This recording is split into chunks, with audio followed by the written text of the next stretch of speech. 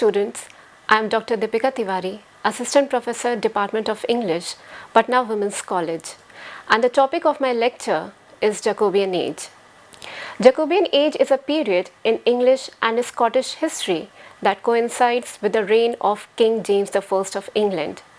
The term Jacobean is derived from the Latin term Jacobus, which means James, and so belonging to the age of King James. In this short lecture on Jacobean Age, I will briefly discuss the historical background and the literature written during the mentioned era. Now, talking about the historical background, after the death of Queen Elizabeth in 1603, James I of England and VI of Scotland ascended the throne of England because the Queen died childless. King James was a Protestant, and that is why when he ascended the throne, there was a lot of discontentment among the Catholic masses that led to a series of plots engineered to depose him. The most famous of these plots were the Gunpowder Plot. Talking about the major events of this age, the divine rights of king was proclaimed in 1604. According to it, kings were the representative of God and thus answerable to him alone. The major event was the appointment of 47 translators to write authorized version of Bible in 1611.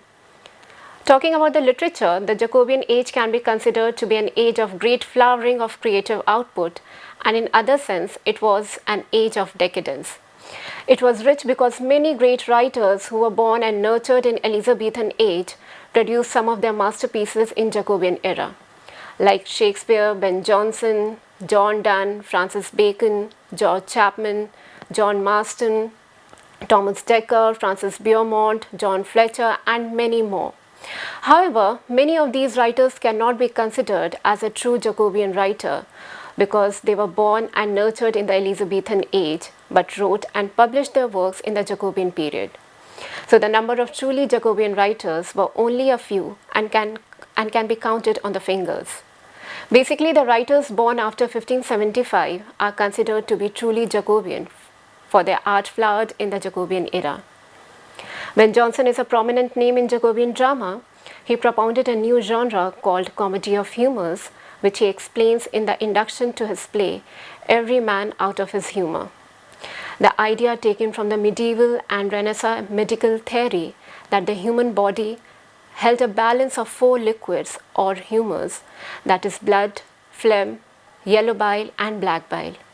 In each normal personality, there is a natural balance of humours which determines the complexion or temperament of the individual, whereas the abnormal mixture disturbs the balance, leading to the excess of some one quality that results in those follies or foibles with which Jonson believed comedy should deal with.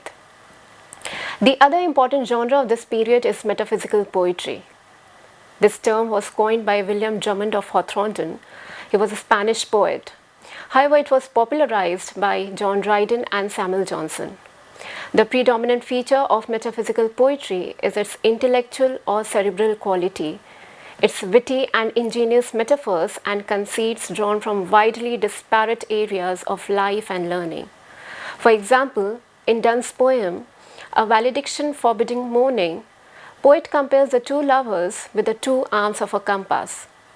Dryden is generally credited with the first calling attention to the metaphysical method in poetry. Hence, we owe the word metaphysical as a critical term initially to the poet John Dryden, who used it long after the poets to whom it was applied were dead. John Dryden complained in a discourse concerning origin and progress or satire that Donne affects the metaphysics and perplexes the minds of fair sex with nice speculations of philosophy when he should engage their hearts. Dr. Johnson took up Dryden's use of the word metaphysical and used the adjective as pejorative. He attacked these poets as lacking in feelings and learning and criticized the images and comparisons they used. Dr. Johnson scornfully wrote, "There appeared a race of writers that may be termed the metaphysical poets." Dr. Johnson complained that the conceits used by metaphysical poets are the most heterogeneous ideas yoked by violence together. Since Dr. Johnson's indictment, metaphysical school of poetry fell out of favor and fashion, and after 3 centuries of neglect and disdain, the beginning of the 20th century saw their resurgence. T.S. Eliot, in his essay *The Metaphysical Poets*, published in 1921, praised metaphysical poets for their capacity to integrate such seeming opposites as sexual love and science, for their balanced combination between the two vital elements of emotion and intellect, feeling and thought. This unique quality led Eliot to coin the term unified sensibility. This is all for today's lecture. Thank you.